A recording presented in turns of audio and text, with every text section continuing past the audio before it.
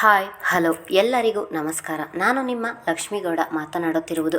ಯಾರೆಲ್ಲ ಇನ್ನು ನನ್ನ ಕಾಮನಬಿಲ್ಲು ಕಥಾಗುಚ್ಛ ಯೂಟ್ಯೂಬ್ ಚಾನಲ್ ಸಬ್ಸ್ಕ್ರೈಬ್ ಮಾಡಿಲ್ಲ, ಪ್ಲೀಸ್ ಸಬ್ಸ್ಕ್ರೈಬ್ ಮಾಡಿ, ಸಪೋರ್ಟ್ ಮಾಡಿ. ಹಾಗೆ ನನ್ನ ಕತೆ ನಿಮಗೆ ಇಷ್ಟ ಆದರೆ ಕಮೆಂಟ್ ಮಾಡಿ, ಹೆಚ್ಚು ಹೆಚ್ಚು ಶೇರ್ ಮಾಡಿ. ಇವತ್ತು ನಾನು ಹೇಳುತ್ತಿರುವ ಕತೆ ಬಾಂಧವ್ಯದ ಬಾನಾಡಿಗಳು, ಸಂಚಿಕೆ 74. ಗೌಡ್ರೆ, ನಾನು ಒಂದು ಮಾತು ಹೇಳ್ತೀನಿ, ಬೇಜಾರು ಮಾಡ್ಕೋಬೇಡಿ. ಬೇಜಾರು ಯಾಕೆ ಸರ್? ಅದೇನು ಹೇಳಿ. ನನ್ನನ್ನು ಮೊದಲು ಸರ್ ಎನ್ನುವುದನ್ನು ಬಿಟ್ಟು ಜಯರಾಜ್ ಎಂದು ಕರೆಯಿರಿ ಸಾಕು. ನೀವು ದೊಡ್ಡವರು, ಹಾಗೆಲ್ಲ ಕರೆಯಬಾರದು ಎಂದರೆ ಸುಮ್ಮನೆ ತಲೆ ಆಡಿಸಿದರು ಧರ್ಮೇಗೌಡರು. ನಾನು ಯಾವ ಜನ್ಮದಲ್ಲಿ ಯಾರಿಗೆ ಏನು ದ್ರೋಹ ಮಾಡಿದ್ದೆ ಎಂದು ಗೊತ್ತಿಲ್ಲ. ಈ ಜನ್ಮದಲ್ಲಿ ನನಗೆ ಮಕ್ಕಳಿಲ್ಲ. ಅದಕ್ಕೆ ಕಿರಣನನ್ನೇ ನನ್ನ ಮಗನೆಂದು ತಿಳಿದಿದ್ದೇನೆ. ಅದಕ್ಕೆ ಅವನ ಮದುವೆಯನ್ನು ತುಂಬ ಜೋರಾಗಿ ಮಾಡಬೇಕು ಎನ್ನುವುದು ನನ್ನ ಆಸೆ. ಹಾಗಂತ ನನ್ನ ಊರಿಗೆ ಕರೆದುಕೊಂಡು ಹೋಗಿ ನಾನೇ ಮದುವೆ ಮಾಡ್ತೀನಿ ಅಂತ ಹೇಳಲ್ಲ. ಎಲ್ಲ ಖರ್ಚು ನಾನೇ ನೋಡ್ಕೋತೀನಿ. ಇದಕ್ಕೆ ನೀವು ಅನುವು ಮಾಡಿಕೊಡಬೇಕು ಎಂದರು. ಮೇಲಿನಿಂದ ಇಳಿದು ಬಂದ ಕಿರಣನಿಗೆ ತನ್ನ ಅಣ್ಣನ ಮಾತು ಕೇಳಿ ತನ್ನನ್ನು ಮಗ ಎಂದಿದ್ದು ಬಹಳವೇ ಸಂತೋಷವಾಯಿತು. ಹೃದಯದಲ್ಲಿ ಹೇಳಿಕೊಳ್ಳಲಾರದಷ್ಟು ಪ್ರೀತಿ ತುಂಬಿತು.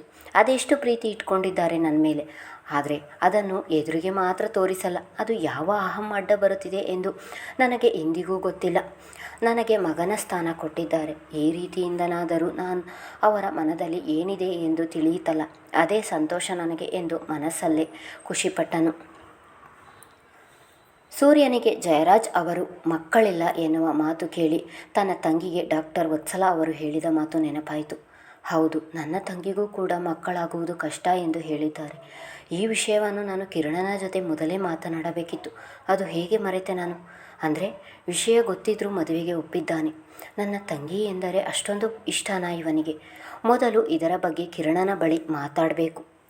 ಕಿರಣ ನನ್ನ ಸ್ನೇಹಿತ ಎಂದು ಹೇಳಲು ತುಂಬ ಹೆಮ್ಮೆ ಇದೆ ನನಗೆ ಎಂದುಕೊಂಡನು. ಜಯರಾಜ್ ಅವರೇ, ನಿಮಗೆ ತಿಳಿದ ಹಾಗೆ ನನಗೂ ಕೂಡ ಒಬ್ಬಳೇ ಮಗಳು ಇರುವುದು. ನಮ್ಮ ನೆಮ್ಮದಿಯ ಜೀವನಕ್ಕೆ ಸಾಕಾಗುವಷ್ಟು ಆ ಭಗವಂತ ನಮಗೆ ಕೊಟ್ಟಿದ್ದಾನೆ. ಹಾಗಂತ ತುಂಬ ಜೋರಾಗಿ ಮದುವೆ ಮಾಡಿ ಕೊಡುತ್ತೇನೆ ಅಂತ ಹೇಳಲ್ಲ. ನಮ್ಮ ಕೈಲಿ ಎಷ್ಟಾಗುತ್ತೋ ಅಷ್ಟು ಚೆನ್ನಾಗಿ ನನ್ನ ಮಗಳ ಮದುವೆಯನ್ನು ಮಾಡಬೇಕು ಎಂಬುದು ನನ್ನ ಆಸೆ. ನಮ್ಮ ಊರಿನಲ್ಲಿ ಮದುವೆ ಮಾಡಲು ನಿಮ್ಮೆಲ್ಲರಿಗೂ ಅನುಕೂಲವಾಗುವುದಿಲ್ಲ ಎಂದು ನನಗೆ ಗೊತ್ತು. ಆದರೆ ಹಾಸನದ ಒಂದು ದೊಡ್ಡ ಕಲ್ಯಾಣ ಮಂಟಪದಲ್ಲಿ ನನ್ನ ಮಗಳ ಮದುವೆಯನ್ನು ನಾನು ಮಾಡಿಕೊಡ್ತೀನಿ. ಒಂದಂತೂ ನಿಜ, ನಿಮ್ಮ ಅನುಕೂಲಕ್ಕೆ, ನಿಮ್ಮ ಘನತೆಗೆ ತಕ್ಕ ಹಾಗೆಯೇ ಮದುವೆ ಮಾಡಿಕೊಡುತ್ತೇನೆ. ಇದರ ಬಗ್ಗೆ ಎರಡು ಮಾತು ಬೇಡ. ಇದು ನನ್ನೊಬ್ಬನ ಆಸೆ ಅಲ್ಲ, ನನ್ನ ಮಗನ ಆಸೆ ಕೂಡ. ನನ್ನ ಮಗಳ ಮದುವೆ ಅವನ ಕನಸಾಗಿದೆ. ಅವಳ ಮದುವೆಗೆ ಕಷ್ಟಪಟ್ಟು ದುಡಿದ ಹಣವನ್ನು ಕೂಡಿಡುತ್ತಿದ್ದಾನೆ ಅವನು ಎಂದರು ಧರ್ಮೇಗೌಡರು. ಹೌದು ಅಣ್ಣ, ನನ್ನ ತಂಗಿಯ ಮದುವೆ ನನ್ನ ಅತಿ ದೊಡ್ಡ ಕನಸಾಗಿದೆ. ತುಂಬ ಗ್ರ್ಯಾಂಡ್ ಆಗಿ ಮದುವೆ ಮಾಡದಿದ್ದರೂ ನಾನು ಅಂದುಕೊಂಡಂತೆ ಮದುವೆ ಮಾಡಬೇಕು ಎಂಬುದು ನನ್ನ ಆಸೆ. ನೀವು ಇದರ ಬಗ್ಗೆ ಬೇಜಾರು ಮಾಡಿಕೋಬೇಡಿ. ನಿಮ್ಮ ಮನಸ್ಸು ನನಗೆ ಅರ್ಥವಾಗುತ್ತದೆ. ಮದುವೆ ಮುಗಿದ ಮೇಲೆ ನಿಮ್ಮ ಊರಿನಲ್ಲಿ ಗ್ರ್ಯಾಂಡಾಗಿ ರಿಸೆಪ್ಷನ್ ಇಡಿ. ಆಗ ನಿಮ್ಮ ಆಸೆಯು ಈಡೇರಿದಂತೆ ಆಗುತ್ತದೆ ಎಂದು ಸೂರ್ಯ ಹೇಳಿದನು. ಜಯರಾಜ್ ಅವರಿಗೆ ಧರ್ಮೇಗೌಡರ ಮತ್ತು ಸೂರ್ಯನ ಮಾತು ಸರಿ ಎನಿಸಿತು. ಮಕ್ಕಳಿಲ್ಲ ಎನ್ನುವ ಮಾತು ಜಯರಾಜ್ ಅವರಿಂದ ಕೇಳಿದ ದಕ್ಷಿಣಿಗೆ ಅಲ್ಲಿ ಕೂರಲು ಆಗುತ್ತಿರಲಿಲ್ಲ.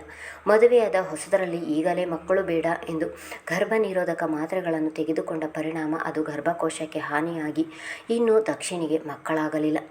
ಈ ವಿಷಯ ಜಯರಾಜ್ ಅವರಿಗೆ ತಿಳಿದರೆ ತನ್ನನ್ನು ಜೀವ ಸಹಿತ ಬಿಡುವುದಿಲ್ಲ ಎಂದು ಆ ವಿಷಯ ಜಯರಾಜ್ಗೂ ಹೇಳದೆ ಸುಮ್ಮನಿದ್ದಾಳೆ. ಮುಂದೊಂದು ದಿನ ಜಯರಾಜ್ಗೆ ಈ ವಿಷಯ ತಿಳಿದಾಗ ಅದರ ಪರಿಣಾಮ ಎಷ್ಟೊಂದು ಭೀಕರವಾಗಿರುತ್ತದೆ ಎಂದು ದಕ್ಷಿಣಿಗೆ ಗೊತ್ತಿಲ್ಲ. ತನ್ನ ಮಾವನ ಪಕ್ಕ ಕುಳಿತಿದ್ದ ಕಿರಣನನ್ನು ಕಣ್ಣಿನ ಸನ್ನೆಯಲ್ಲಿಯೇ ಹೊರಗೆ ಬಾ ಎಂದು ಕರೆದಿದ್ದನು ಸೂರ್ಯ. ಸೂರ್ಯ ಚಿಂತೆಯ ಮುಖ ಹೊತ್ತು ಯಾವುದೋ ಆಲೋಚನೆಯಲ್ಲಿದ್ದವನ ಬಳಿ ಬಂದ ಕಿರಣ, ಯಾಕೆ ಸೂರ್ಯ, ಏನಾಯಿತು? ಯಾಕೆ ಒಂಥರ ಇದೆಯಾ ಎಂದನು. ನಿಮ್ಮಣ್ಣ ಇಂದು ಮಕ್ಕಳ ವಿಷಯ ಮಾತನಾಡಿದಾಗ ಯಾಕೋ ಬೇಸರವಾಯಿತು ಕಿರಣ. ನಾನು ಇಷ್ಟು ದಿನ ಡಾಕ್ಟರ್ ಹೇಳಿದ ಚಿನ್ನು ಆರೋಗ್ಯದ ವಿಷಯ ತಲೆಯಲ್ಲಿಯೇ ಇರಲಿಲ್ಲ. ಅವಳಿಗೆ ಡಾಕ್ಟರ್ ಹೇಳಿದ ಪ್ರಕಾರ ಮಕ್ಕಳಾಗುವ ಚಾನ್ಸ್ ಕಡಿಮೆ ಇದೆ. ಈ ಎಲ್ಲ ವಿಷಯ ತಿಳಿದ ನೀನು ಅವಳನ್ನು ಮದುವೆಯಾಗುತ್ತೇನೆ ಎಂದು ಹೇಳ್ತಿದ್ದೀಯ. ಈ ನಿನ್ನ ಋಣ ನಾನು ಈ ಜನ್ಮದಲ್ಲಿ ತೀರಿಸಲು ಆಗುವುದಿಲ್ಲ ಕಿರಣ. ನೀನು ನನ್ನ ಸ್ನೇಹಿತನಲ್ಲ, ನನ್ನ ಪಾಲಿನ ದೇವರು ಎಂದು ಕಿರಣನ ಕೈ ಹಿಡಿದನು. ಸೂರ್ಯ, ನೀನು ಹಾಗೆಲ್ಲ ಮಾತಾಡಬೇಡ, ನನಗೆ ಕೋಪ ಬರುತ್ತೆ. ನಿನ್ನ ಪ್ರೀತಿಯ ಮುಂದೆ ಋಣದ ಮಾತನಾಡಬೇಡ. ನನಗೂ ವಿಷಯ ತಿಳಿದಾಗ ತುಂಬ ದುಃಖ ಆಯಿತು. ಅಂದು ಅಮ್ಮನ ಫೋಟೋಗೆ ಹೇಳಿಕೊಂಡು ತುಂಬ ಹತ್ತಿದ್ದೆ. ಆದರೆ ಚಿನ್ನುವಿನ ಮುಗ್ಧ ಮನಸ್ಸಿನ ಮುಂದೆ ಮಕ್ಕಳು ದೊಡ್ಡದೆನಿಸಲಿಲ್ಲ. ನಿನಗೆ ಹೇಗೆ ಅವಳು ಮಗುವೋ ನನಗೂ ಕೂಡ ಅವಳೇ ಒಂದು ಪುಟ್ಟ ಮಗು. ಅವಳ ಮುಂದೆ ಇನ್ನು ಯಾಕೆ ಮಗುವಿನ ವಿಷಯದ ಬಗ್ಗೆ ಯೋಚಿಸಲಿ. ಮತ್ತೆ ವತ್ಸಲ ಆಂಟಿ ಹೇಳಿರೋ ಪ್ರಕಾರ ಇನ್ನು 10% ಮಕ್ಕಳಾಗುವ ಚಾನ್ಸ್ ಇದೆ. ನಾವು ಹೋಪ್ ಕಳೆದುಕೊಳ್ಳಬಾರದಲ್ವಾ.